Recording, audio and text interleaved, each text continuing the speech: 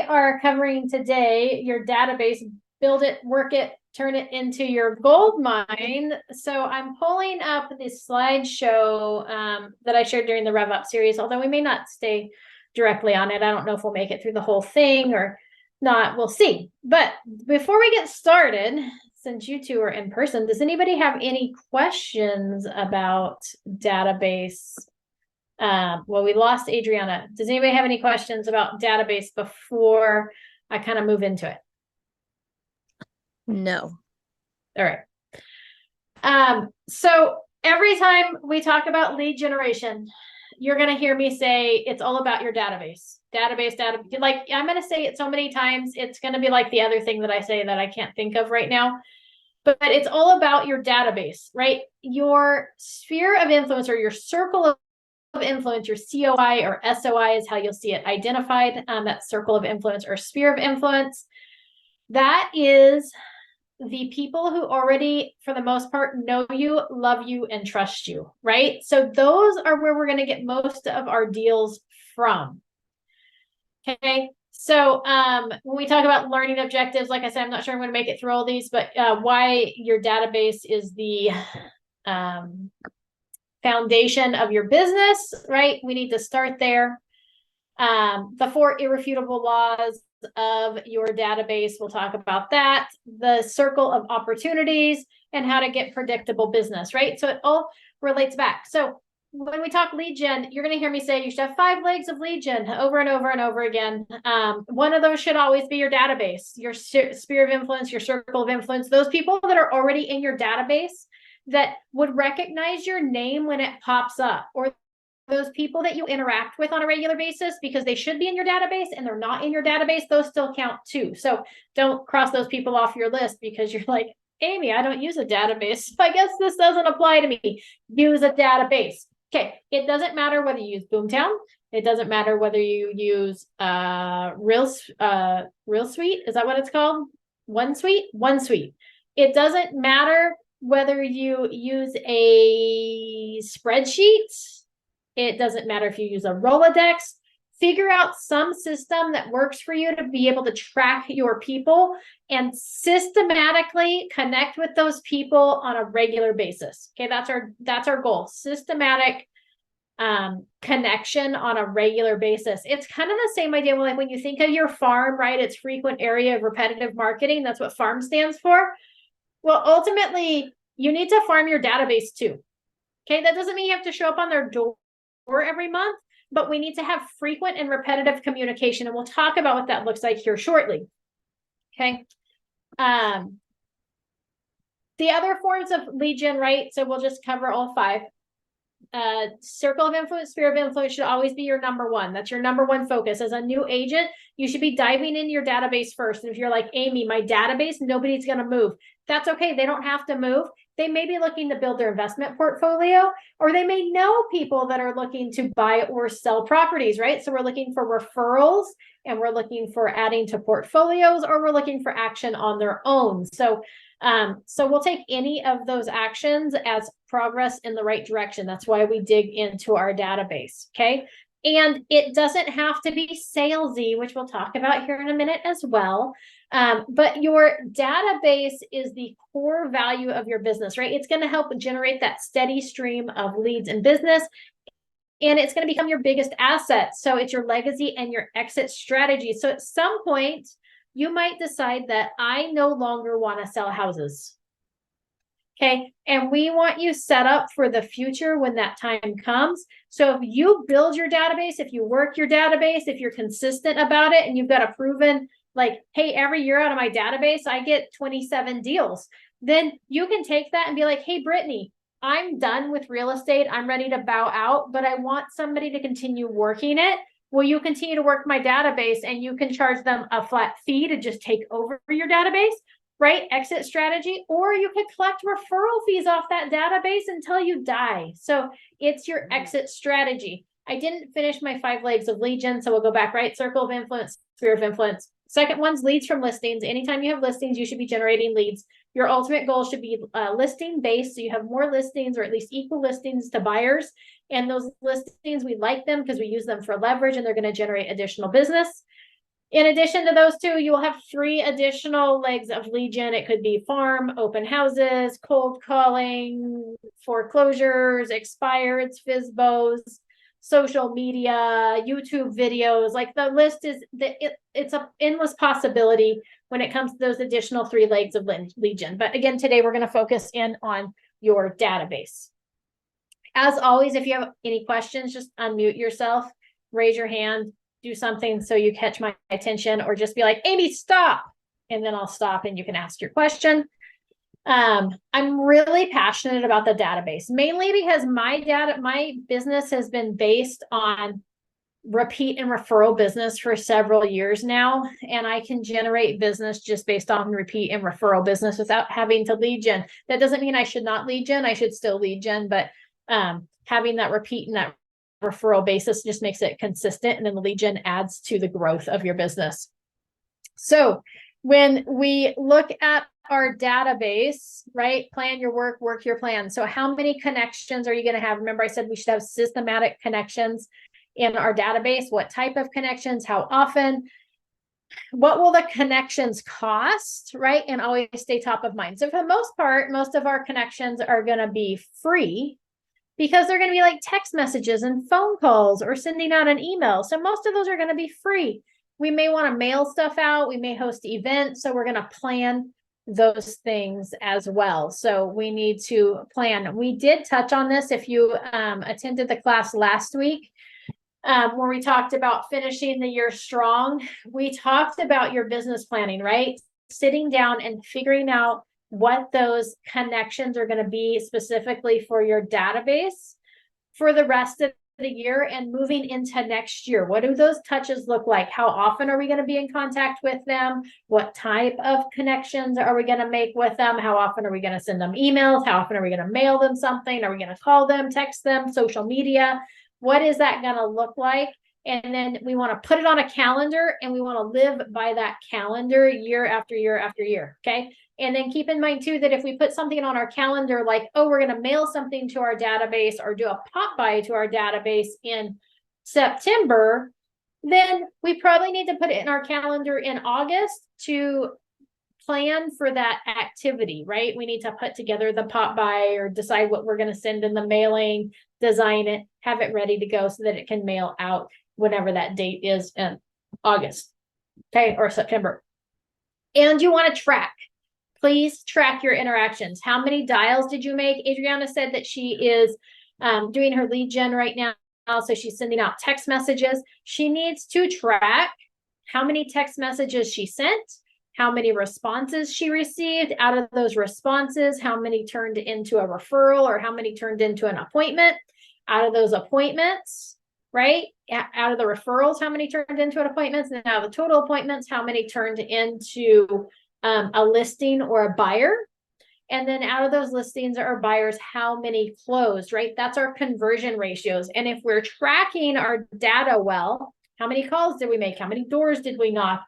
How many open houses did we host? How many hours of time did we spend at the open house? How many people walked through the door? Out of those people that walked through, how many turned into like buyer consultations or listing appointments? And out of those appointments, how many turned into actual deals that closed, right? If we're tracking that, then it makes it really easy a year from now to go back and look at our data and say, okay, next year, I want to close 32 deals. And I know that out of every open house, I make 3 connections, and I sit down with one of those connections. And for every 3 people that I sit down with, it turns into a deal. And for every deal that I have, it's maybe like a 95% close ratio on those deals. Some of them are going to fall out, and then they're going to walk away. Some, right, just are going to decide not to sell, whatever that is. So if we're tracking that, it makes it really easy to say, okay, if my main strategy is open houses, I know that I need to get, in order to have X number of transactions, I need to sit down. I wanted 32 transactions. I have to sit down with 3 people to get 1 deal So you're going to back that up to figure out how many open houses you need to host in order to set your goal for the year of deals from open houses, right? So if we're tracking our numbers, know your numbers, so that you know moving forward what actions you need to take in order to get the responses that you want. We have to remember that real estate is just a numbers game. Okay, it's all about numbers. It's how many no's do I have to hear to get to a yes. And what my no ratio may be different than Brittany's, which may be different than Adriana's, which may be different than Jennifer's, right? So everyone's is going to be a little bit different. And if we're tracking our conversion ratios, like let's say that we're like, man, Amy, I'm tracking how many text messages I'm sending to my database, and I'm just not getting any responses. Like it's just not working. Like I sent out 1,000 text messages last month and I got 0 responses, or I got 3 responses. Like that's just not worth my time, energy, and effort. It may be that we need to tweak what we're doing. So not necessarily change up that we're sending text messages, but we may need to evaluate what we're sending in those text messages. If our text message was just, hey, it's Amy, I hope you're having a great day, I'll talk to you soon, and we're not getting any responses to that, well, probably makes sense. We didn't ask them anything. There was no call to action, right? So if we don't have a call to action, we can't have a response. So that means that we need to tweak our skills and change up what we're doing in order to get the results that we want. So just kind of keep that in mind as well. So business plan, we'll talk about specifically what you should do in your database, specifically in order to move forward. The 4 irrefutable laws of database is we need to build it, right? You actually have to have one. Okay. And I said before, it doesn't matter, Boomtown, OneSuite, Sync, spreadsheet, Rolodex. It doesn't matter to me as long as you don't have pieces of paper floating around your office. Okay. Move away from pieces of paper floating around your office. It needs to be somewhere. You need to be able to track what you're doing. Who did you call yesterday? When was the last time you talked to that person? What kind of information did you discuss? Did you get a hold of them? Did you not get a hold of them? When was the last time you emailed them? Text, social media, right? We need to track all that information. So when you decide which database you're going to use, make sure it has those capabilities, right? Spreadsheet has those capabilities. So again, I don't really care what you use, just use something. And we need to build it. We need to put the information in there. Okay. Next, what we need to do is we need to feed our database daily, which we'll talk about. That's really part of your lead gen. So when we talk about our database, we're talking about, hey, our existing database, what do we need to do to it versus do we need to feed it? Yes, we do need to feed it, but we're really diving more into the nurture and maintain today. Okay. So we're not going to talk so much about the feeding it. Okay. When you are new to the business, you may have a smaller database, and that's okay. We want an inner circle of our database of about 100 people. Okay. So our inner circle should be 100. And if you're like, Amy, I've only got 86, then guess what? Everybody in that database right now is your inner circle. And I can guarantee you that you probably know more than 86 people. Okay. So we probably aren't being honest with ourselves with who we added to the database, and we shouldn't limit it based on location. We shouldn't limit it based on who we actually like and don't like. I mean, obviously, if there's somebody that you're like, man, if they asked me to sell their home, I'd be like, nope, don't put them in your database. Although they may refer you to some other people, so maybe they're worth putting in there. Who knows? Right? So we want to put everybody in there. So when you look at these circles, it's probably hard to see on your side, but that inner circle are your past clients, your friends, and your family. We're going to refer to those as your cheerleaders. Okay, so as your database grows bigger and bigger, we want to keep that inner circle at about 100 people that encompass past clients, friends, and family. The people that when somebody says real estate, they say Amy. Okay, those are our cheerleaders. When somebody's like, oh, I was thinking about selling my house, they're like, oh, you got to meet my agent Amy or my friend Amy. She sells houses. She's fantastic, right? So that's going to be our inner circle as our database grows. When your database is new, everybody may be in that inner circle. So keep that in mind. Okay, any questions so far? How we interact with that inner circle is going to be different than how we interact with the outer circle. because the inner circle are the people who know us, love us, trust us. They're going to get the most attention. They're going to be the ones that refer us business. That next circle out, that's people that maybe you're friends with on social media, past coworkers, businesses you use, community and civic groups, the church that you belong to, people that you interact with in a business setting, like your doctor, your dentist, your chiropractor, your florist, right? Your neighbors might fall into that middle circle, families or activities, groups, right? If you've got kids and they're playing soccer or baseball or doing whatever, they might fall in there. If you play like adult softball or volleyball, those types of people. And then we already touched on social media. So that would be the middle circle, which we're still going to interact with, but we're not going to spend as much time, energy, effort, and maybe money as we would that inner circle. Okay. And then the outer circle, that's our people that we're lead genning. So that's our farm, sign calls, cold calls, networking groups, website, online ads, direct mail. Okay. So those people are all going to go into our database. Those are the ones that are going to feed it the heaviest, or that outer circle. But then those inner circles are where we really want to focus our time, energy, and effort. Okay. We want to categorize that database so that it's easy to jump between the groups. So most databases allow you, most CRMs or contact relationship managers, what a CRM stands for, most of them allow you to categorize the people that you put in there. Okay, so that you can send out and target those people. So some people, right, we just had 3 circles. Some people like to call them their like A, B, and C, right? That inner circle are their A clients, the B's are that middle circle, and their C's are the last ones.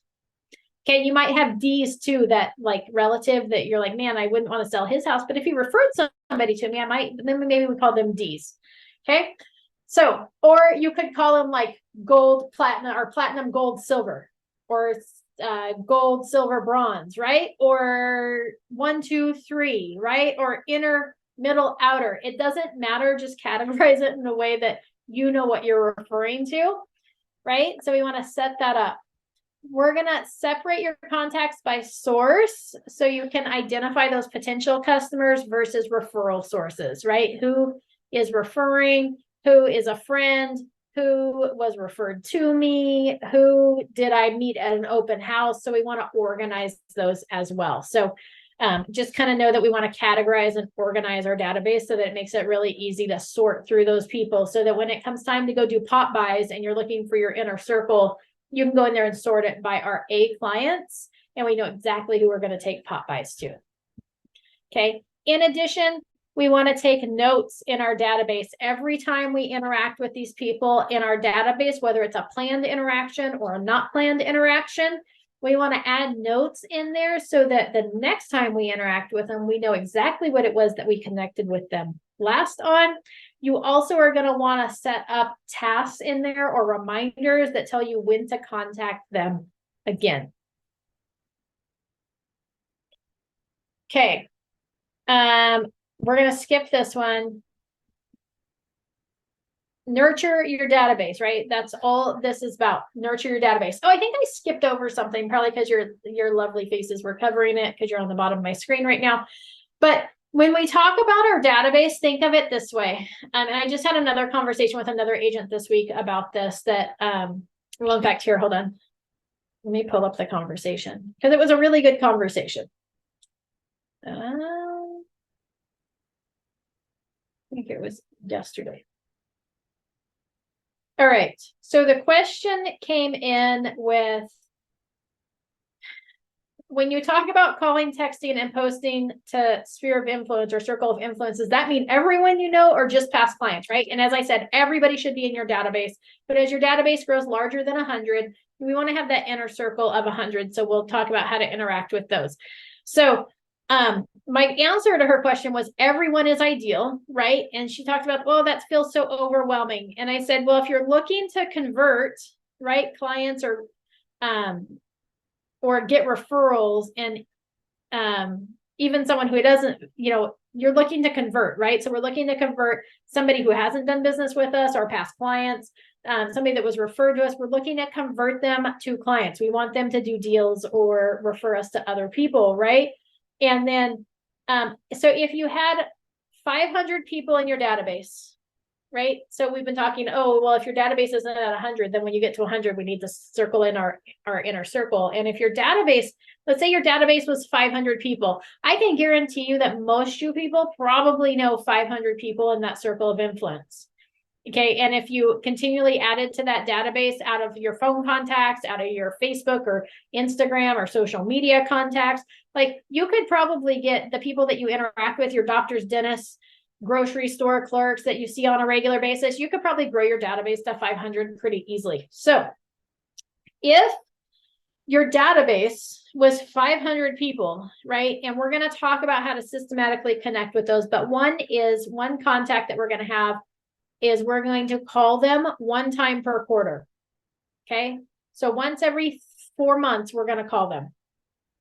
Once every 3 months, once every 3 months, once every 3 months, we're going to call them. So if we had 500 people in our database, then you're going to, and let's say you're only going to make calls 4 days a week. Okay. 500 people in our database, 4 calls per week. Then that means that you have to make 11 calls per day.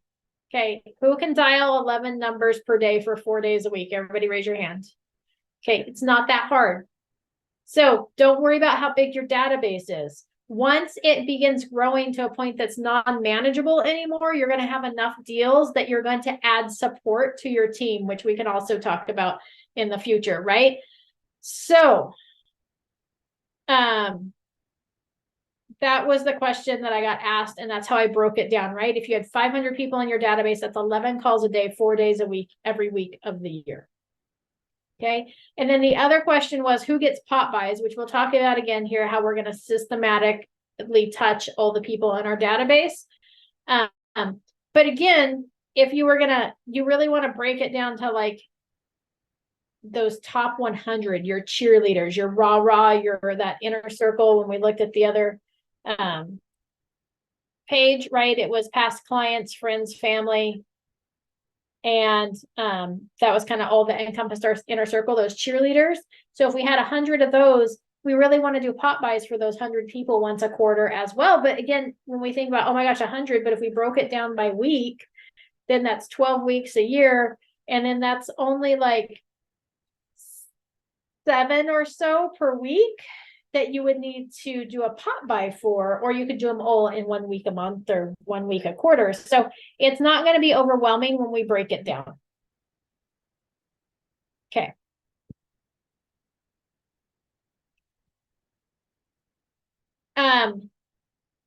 You may want to do like an introduction or a, hey, I'm here and I sell real estate to your database. If you haven't been systematically connecting with these people, and maybe some of these people you haven't talked to in years, that's okay. Send something out to them. It could be an announcement letter like, hey, I'm a realtor now. It could be by email. It could be by postcard. It could be a handwritten note. And then we want to do a follow-up call on that. Okay, so our goal is that we're going to call all these people once per quarter. Okay. We're going to skip over that one. I think I have it in here. Let me look and see.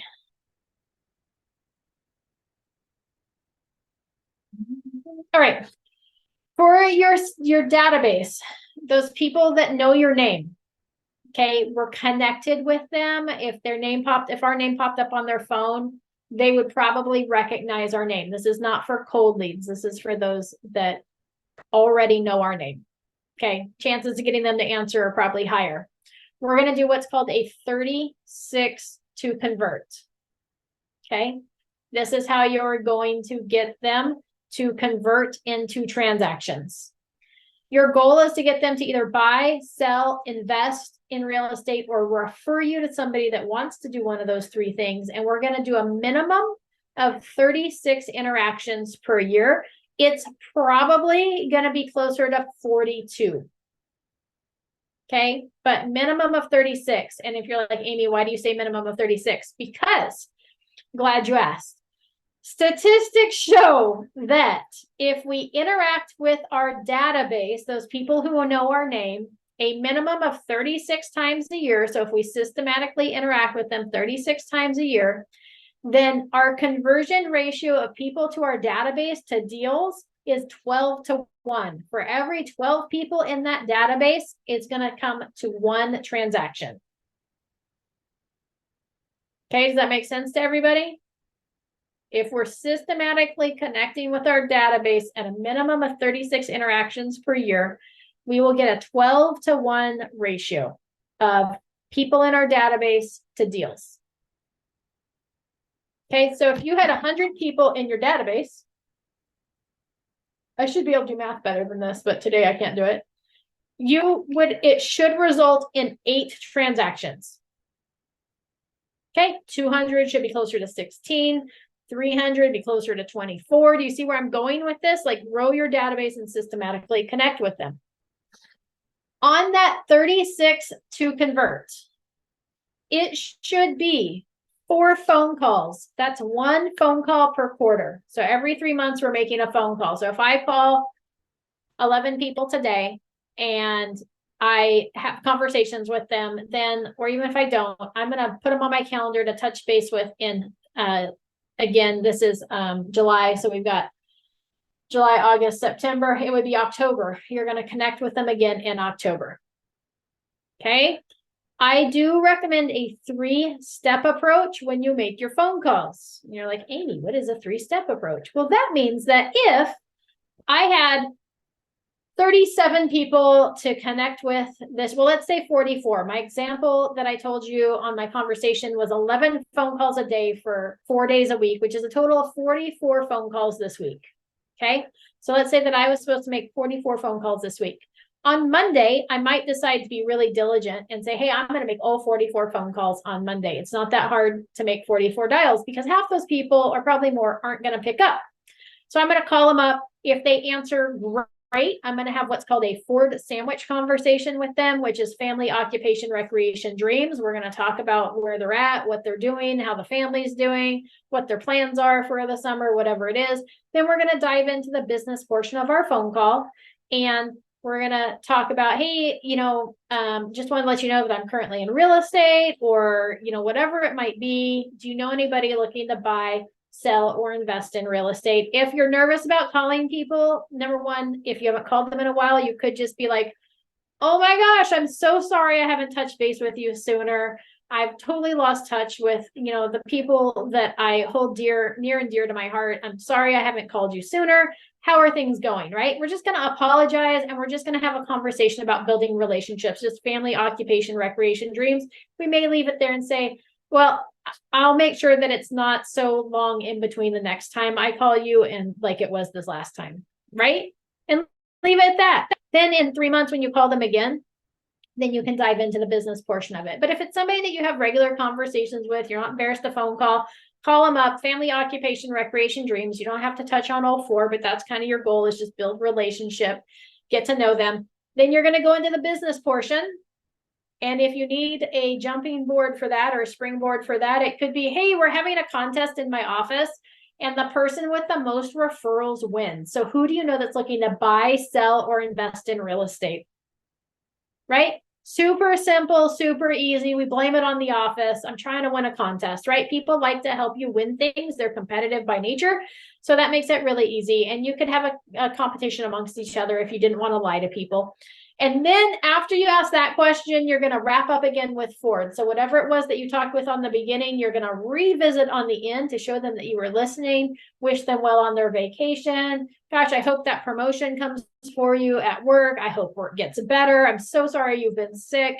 Maybe I'll send you some elderberry gummies, whatever that is. Like, just bring it back in at the end and then wrap up the phone call. Okay, so that's if they answer. If they don't answer, we're going to do the 3-step approach. So we call them on Monday. If they answer, we're done.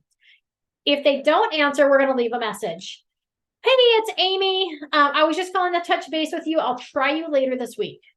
Right? Super simple. We're just like, hey, heads up, Brittany, I'm going to call you later this week. Right? Okay, that's all we're going to do. We're just going to leave it at that. Just calling to touch base. I'll try you later this week. They may call you back.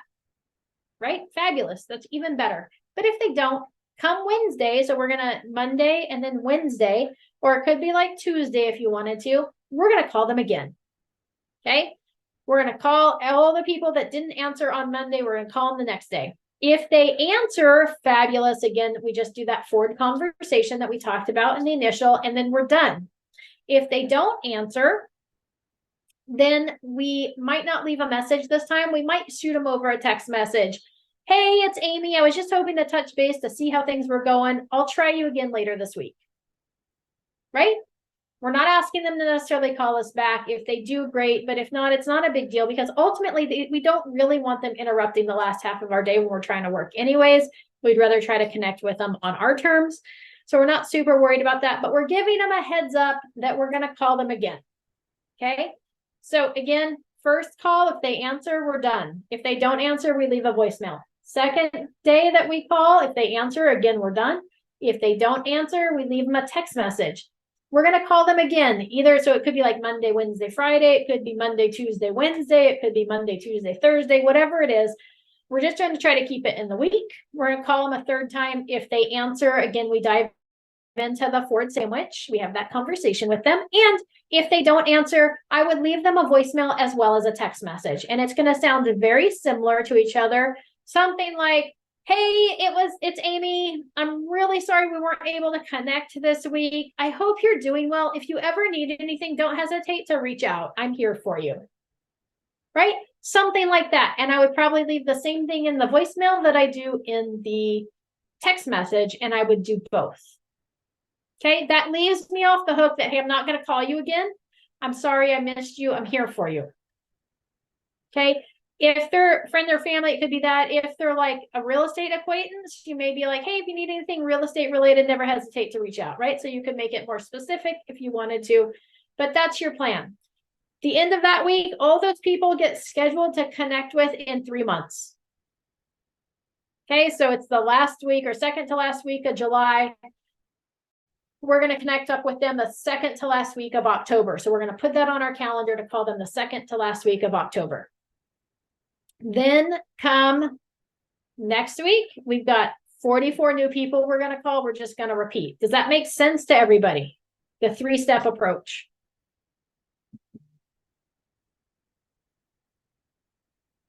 I mean, my goal ultimately is to get people not to answer the phone, because I don't like connecting with people. I have like fear of people. I'm sure there's a phobia for that. And I want business, so I need them to answer their phone. So ultimately for this, we're going to suck it up and we're going to keep calling them with the 3-step approach. So we're going to do 4 phone calls a year to our database, once every quarter. Okay. With that 3-step approach. Okay. You're going to do 24 emails. So that's 2 per month, and you want them to bring value. I would highly recommend something like a neighborhood update. You can set them up in RealSuite. They get an automated email once a month with what's going on in their neighborhood real estate wise. Super simple, super easy. It's automated. You don't have to do anything. And I would probably do one email that's not real estate related per se. It could be like a newsletter. It could be like a recipe of the month. It could be tips for your home. It could be upcoming events. There's a team in Vacaville that they send out an email every week with like upcoming events in the community for the next week. So that's kind of fun. So it could be anything like that, just something of value, something that people are going to want to open. Okay. So 24 emails. So we're going to do 4 phone calls, 24 emails. That's 1 per or 2 per month to bring value. And I would stagger them. So if I've got my monthly neighborhood update set to go out near the first of the month, then maybe my newsletter needs to go out in the middle of the month. Okay. We want to invite them to 2 events.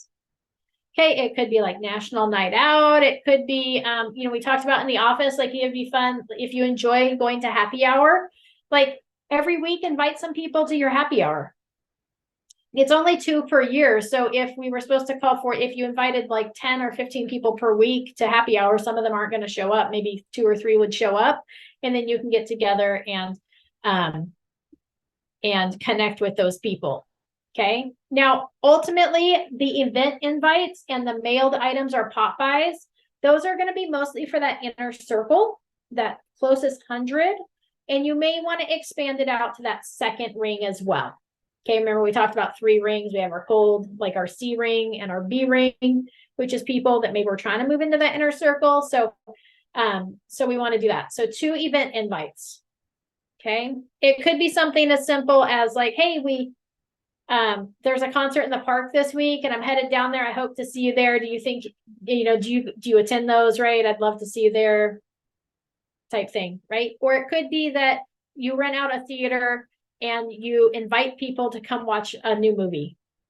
Okay. So it could be like extravagant and cost you something, or it could be free. It's up to you. You could do like 1 paid event per year and 1 free event that you invite them to. Okay. And then 4 mailed items or pop buys, right? So something in their mailbox or on their doorstep. I prefer pop buys like on their doorstep. It's just a little more personal approach to it versus mailing. And then I don't have to pay for a stamp, although gas is probably more than a stamp now, but I just think it's more fun to find something on your doorstep. You also have a greater chance of running into them and interacting with them. So we got 24 emails, 4 phone calls. That's 28. We got 4 mailed items. That's 32. And then 2 event invites. That's 34. And then you're going to have 2 other interactions with them. Oh, cards. So I would probably do the 4 pop buys per year and then like 2 additional or 4 additional cards. You're probably going to send them like a happy birthday card. You probably want to send them a happy anniversary, like a home anniversary card, because you can look up that information. Oh, it's down there. I just couldn't see the cards. Right. And then you may want to do like a random holiday, like happy 4th of July. I don't like doing Christmas cards as much because everybody gets Christmas cards. So it kind of gets lost in the shuffle, but doing some other random holidays could be fun. So that's your 36 to convert. Now, if you want to take it a step further, in addition to your 4 phone calls, you could do what I call you would do 4 phone calls a quarter or a year. You would do 4 text messages a year and 4 social media interactions. And the text messages that you do as part of the 3-step approach don't count. Okay. So if it was my person and I called them this week, which is the end of July, then towards the end of August, I'm going to interact with them on social media. Okay, so phone call this month, social media next month, and then that would be July, August, and September. I'm going to send them a text message. It could be something like, hey, Brittany, hope you're doing well. Holler at me if you need anything. Or it could be like, hey, Adriana, I was in your neighborhood showing properties, and I was just thinking about you. I hope you're doing well. Right now, I've reminded them I'm in real estate and checked in with them all at the same time, right? Text message.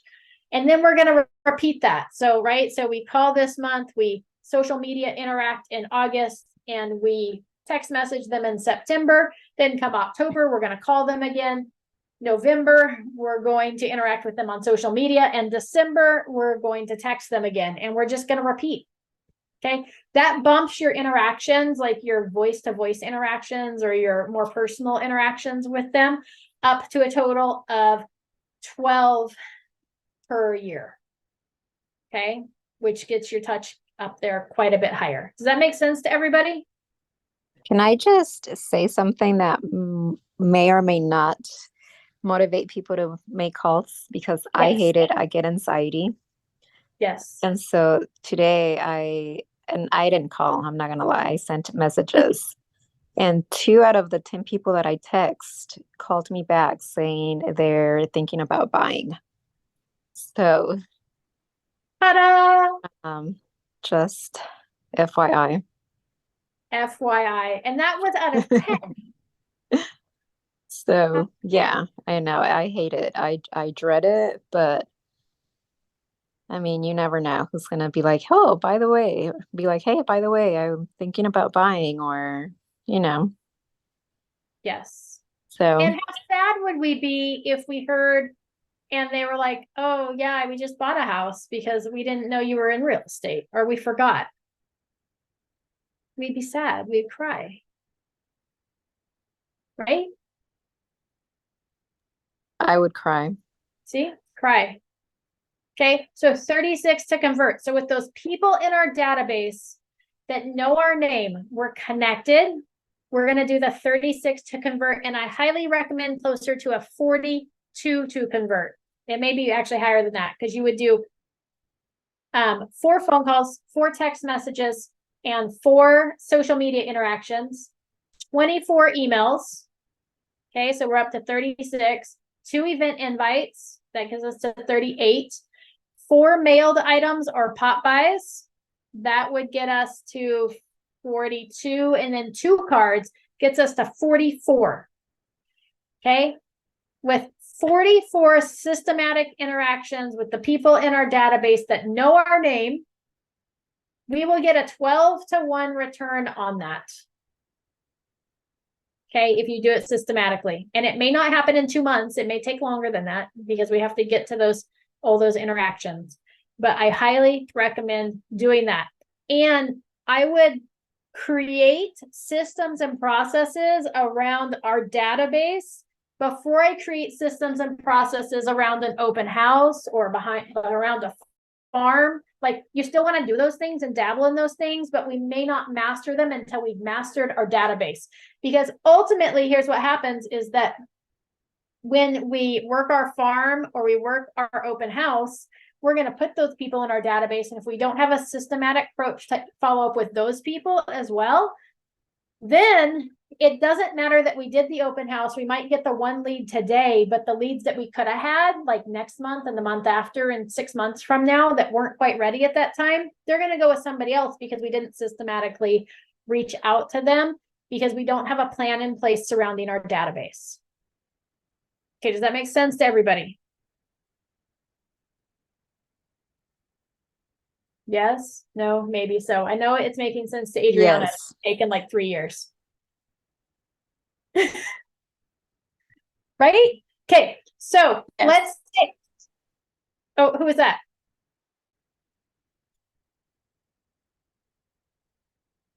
I didn't realize we had Jennifer and Anastasia still. I don't have you guys on my screen. So now that I've got the participant list, I'll pick on you guys too. All right. So now let's say that we have people that we're adding from, like, we're going to feed our database, right?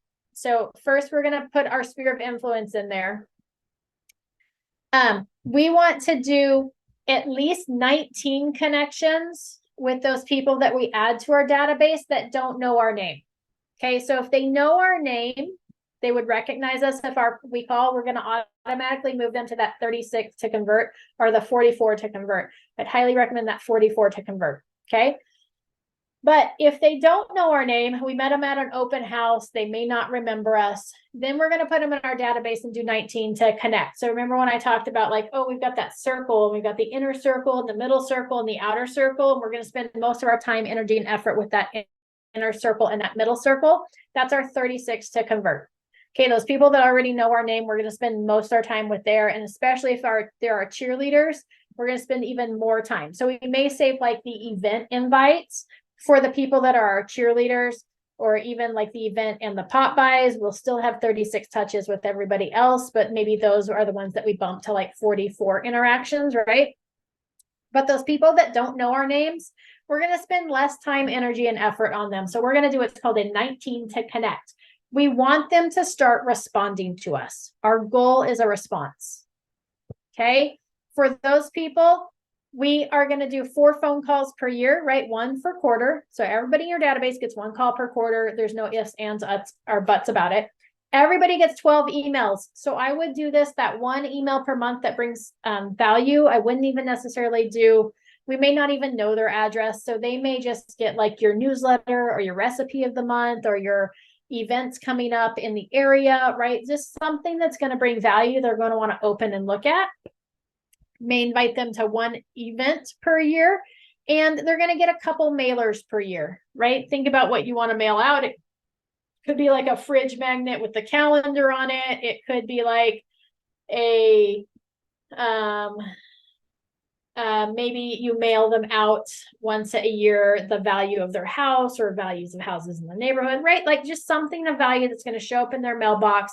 That's not like a just sold or just listed postcard. Please don't think that that's what I'm referring to when mailers, something personal, something they're going to want to keep and hang on to. Okay. Any questions about that? The 19 to connect. No, ma'am. Okay. I would still use the 3-step approach here. And you may be like, well, we're going to do the phone calls and the 3-step approach, but I'm going to call them. And leave a message. I'm going to call, if they don't answer, I'm going to call them and send them a text message the second time. And on the third one, I'm going to call them, text them, and comment on their social media. And then I'm done with them for 3 months. Okay. Or you may decide that you want to do what we talked about with the others as well. Like you're going to call them this month, you're going to social media them next month, and then text them the month after, so that you're actually bumping that to 12 more personal interactions per year. Anytime you can do that, I think you're going to be better off. You're going to get them to connect with you much faster that way than only calling once per quarter. So I highly recommend using the 3-step approach and doing the calls the first month, social media interaction, and text message, and then rinse and repeat. Okay, so those for all the people in our database that may not know our name, that may not recognize us, this is what we do.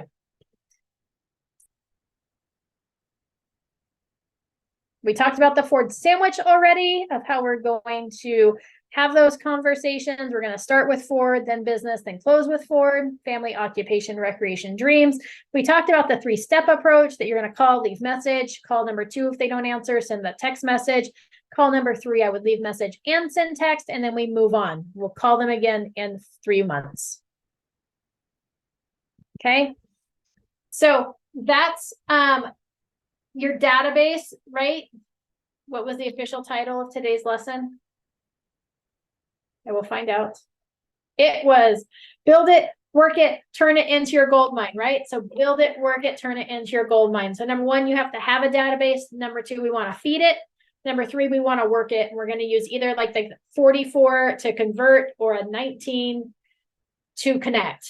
Okay. 19 to connect. We want them to recognize our name. If they already know our name, then they go closer to that 36 or that 44 approach. Okay. You can automate a lot of this. So if you have a CRM like Boomtown that does the text messages, you can set it to auto text message every 3 months. Okay. You may have to go in there and like actually comment on their social media, but I think actually Boomtown, you can hit like search for social media. And if the email address matches, it'll automatically pull their social media accounts into your Boomtown. There's no way you can automate the phone call, but you can automate those emails. So, right, we can use OneSuite to automate the monthly market updates, and we can pre-design our newsletters or whatever is going to go out for the next year. It won't take very long. If you do it systematically, it makes it super simple. And then kind of all you have to worry about is that call and social media interactions. Have a great evening at work, Brittany. Right? So we can automate a lot of it, and remember to set those reminders up in your database so that it reminds you who you need to call. So after we get through about 3 months of this, it makes it really easy. We just open up our CRM in the morning, and it will automatically tell us who we're supposed to connect with that day or that week. And then our business is now automated, and everybody that we put into our database automatically is going to start with that phone call, and then they'll get a response to follow up with them in 3 months with another phone call, or with a month in the social media, or 2 months with a text message, right? We can set it to automate so that it reminds us, so that it makes it really easy in the morning when we wake up. We just open our CRM and we know exactly who we need to call and what we need to do as far as our database goes. Questions, thoughts, ahas?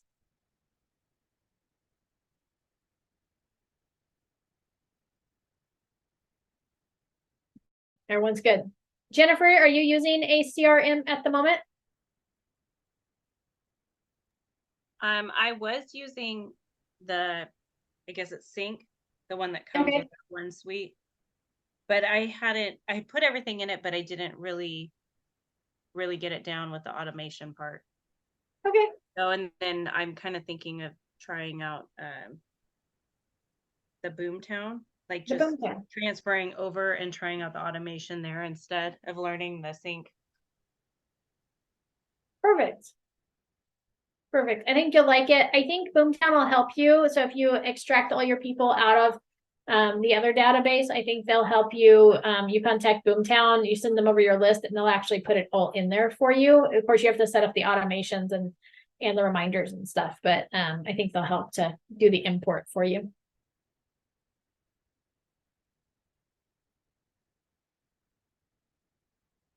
Perfect. That's all I got for today. Please make sure to log your attendance. Abby just put it in the chat box. And tomorrow we have prospecting with a purpose with Ashley from Placer Title Company at 9 a.m. So join us for that one. It will be fabulous. She brought us a lot of value with the last training where she talked about I can't remember what it was, but it was handy and helpful. And now I'm drawing a blank. But anyways, oh, it was like probates and stuff is what she was talking about last time. So prospecting with a purpose. And then on Thursday, we're covering car forms, the AEA and the AD, the addendum and the amendment to the existing agreement, how to fill them out, and when the appropriate time to use what both of those are. So everyone have a fabulous week, and we'll see you back here tomorrow.